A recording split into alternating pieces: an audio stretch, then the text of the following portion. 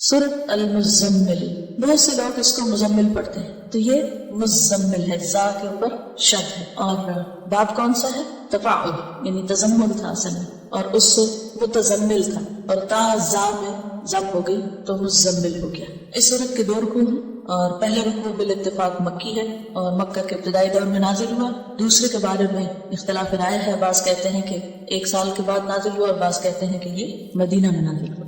20 آیات ہیں، 285 کلمات ہیں، 838 حروف ہیں۔ اس پارے کا چونکہ مرکزی مضمون دعوت اللہ ہے، تو اس صورت میں دعوت دینے والے کو جس اخلاق اور جس ہتھیار سے لیس ہونا چاہیے، اللہ کے ساتھ جیسا تعلق مطلوب ہے، اس کے بارے میں بات کی گئی ہے کہ داعی کی جو پرسنل خصوصیات ہیں، اس کی اپنی زندگی میں اس کا ذاتی رویہ اور اس کا علم اور اس کی عبادت اور اس کا تقویٰ اور جو اخلاق اس کے اندر ہونا چاہیے، اس کی یاد دہانی ہے اس میں، کیونکہ دعویٰ کا کام آسان کام نہیں، یہ ایک بھاری کام ہے، اور بھاری کام کے لیے ہمت بھی زیادہ چاہیے ہوتی ہے۔ جنہوں کے اندر شاید ہم سے زیادہ طاقت ہے، اس لیے انہوں نے پہلی دفعہ ہی سن کر بھرپور کام شروع کر دیا، اور غلط خیالات پر بھی بھرپور تنقید اور بھرپور طریقے سے میسج کنوے کر کے توحید کی بھرپور دعوت۔ اسی طرح انسان خواہ جسمانی طور پر کمزوری کیوں نہ ہو، لیکن اگر اس کا ایمان مضبوط ہے، وہ اندر سے مضبوط ہے، اس کا اللہ سے تعلق مضبوط ہے، تو پھر وہ بڑے بڑے جنوں سے نمٹنا جانتا ہے، جیسا کہ اس میں فرعون کا ذکر آئے گا،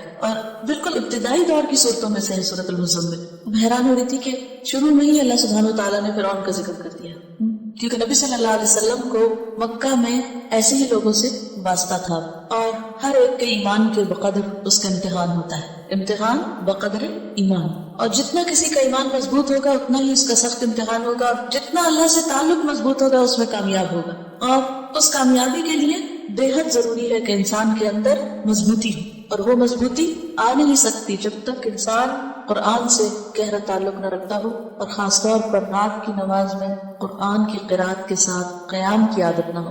یہ ضروری خصوصیت اور ضروری شرط ہے جس کا ذکر یہاں ملے گا۔ یا ایھا المزمل، یا ایھا، یا کیا ہے؟ حرف ندا، اور ایھو کا معنی ہوتا ہے کون سا یا جون سا، جس، کس، یعنی ایھو کا لفظ معنی میں استعمال ہوتا ہے، یا کیا، کون سا کیا، اور ہاں جو ہے یہ حرف تنبیہ ہے اور فصل کے لیے آتا ہے۔ فصل کا مطلب ہے الگ کرنا، تو حرف ندا اور منادہ کے بیچ میں جبکہ منادہ معرف باللام ہو، یہ بات سمجھ آ رہی ہے؟ منادہ معرف باللام، معرف باللام کا کیا معنی؟ کہ ال کے ساتھ شروع ہو رہا، تو ان کو باہم ملانے کے لیے درمیان میں آتا ہے ایھا، یا ایھا، اے وہ جو، المزمل، مزمل، تزمل سے باب تفاعل، اور اصل میں تھا متزمل، متفاعل کے وزن پر، تا کو زا میں مدغم کر دیا گیا، اور روٹ اس کا کیا ہے؟ زملا، زا میم لام، اور تزمل کا معنی ہوتا ہے اپنے اوپر چادر یا کوئی کپڑا لپیٹنا۔ خطاب ہے نبی صلی اللہ علیہ وسلم سے، یا ایھا المزمل، اے کپڑے میں لپٹنے والے، اے چادر یا کمبل لپیٹنے والے۔ آپ کو مزمل سے کیوں خطاب کیا گیا؟ اس کی ایک وجہ تو یہ بیان کی جاتی ہے کہ نبی صلی اللہ علیہ وسلم نے جب پہلی مرتبہ جبریل علیہ السلام کو دیکھا تو آپ کے اوپر ایک بہت دہشت تھی اور خوف تھا اور لرزہ طاری تھا۔ آپ گھر پہ تشریف لائے اور حضرت خدیجہ سے کہا، زملونی زملونی، مجھے کمبل اڑھا دو، کمبل اڑھا دو، یعنی ایک طرح سے پروٹیکشن کے لیے اور اپنے آپ کو سمیٹنے کے لیے۔ اور یہ تو چونکہ نقطۂ آغاز تھا، اس کے بعد ابھی مزید آپ پر ذمہ داری ڈالی جانا تھی، لہٰذا آئندہ جب آپ کو پکارا گیا تو اس نام سے پکارا گیا، اے کپڑا لپیٹنے والے۔ اور عربوں میں دستور یہ ہوتا ہے کہ جب کسی کو خطاب کیا جاتا ہے تو اس کے حال کا ذکر کر کے اس کو بلایا جاتا ہے، اور یہ ایک محبت کا انداز ہوتا ہے۔ مثلا اس کی بہت سی مثالیں آپ کو ملے گی۔ ایک مرتبہ حضرت علی رضی اللہ تعالیٰ عنہ حضرت فاطمہ سے کچھ رنجیدہ ہو گئے، کچھ ناراضگی ہو گئی، تو گھر چھوڑ کے مسجد میں چلے گئے، اور مسجد کے فرش پر لیٹے ہوئے تھے، آپ کے جسم کے اوپر مٹی لگ گئی۔ نبی صلی اللہ علیہ وسلم حضرت علی کو تلاش کر رہے تھے، اور کرتے کرتے جب مسجد میں گئے تو کہا، یا ابا تراب، اے مٹی والے، یعنی مٹی میں لپٹے ہوئے یا لچڑے ہوئے اٹھو تم۔ اسی طرح حضرت ابو ہریرہ جو تھے، ان کو بلیوں سے بہت پیار تھا تو ان کا نام ابو ہریرہ رکھ دیا گیا۔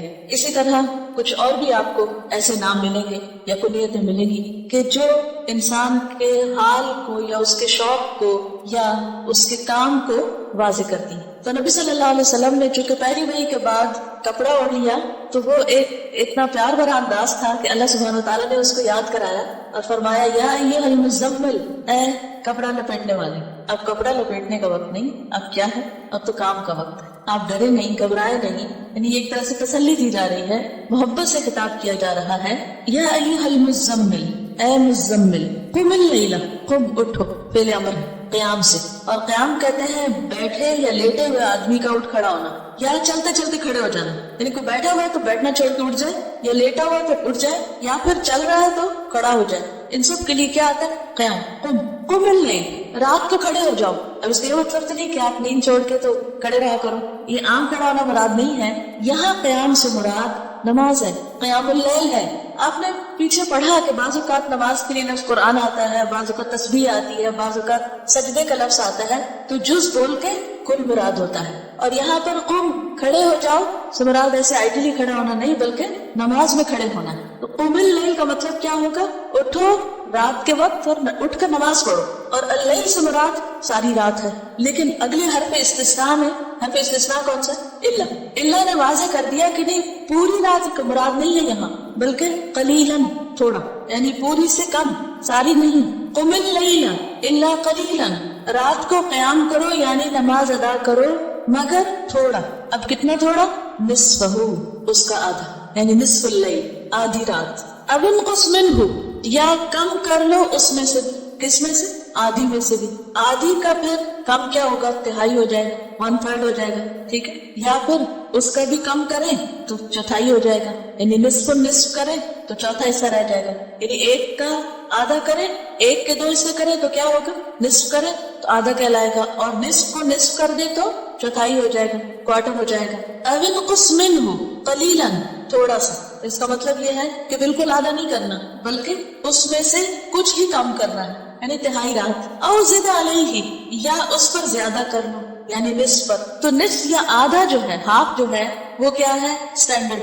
کبھی آدھے سے کم کر لو یا اس سے بھی تھوڑا کم، یا آدھے سے کچھ زیادہ بھی کر لو. تو ڈیپینڈ کرتا ہے کہ جیسے بھی حالات ہیں. اب اس دور میں گھڑیاں تو تھی نہیں، کوئی الارم کلاک نہیں تھے، موبائل نہیں تھے، کوئی اور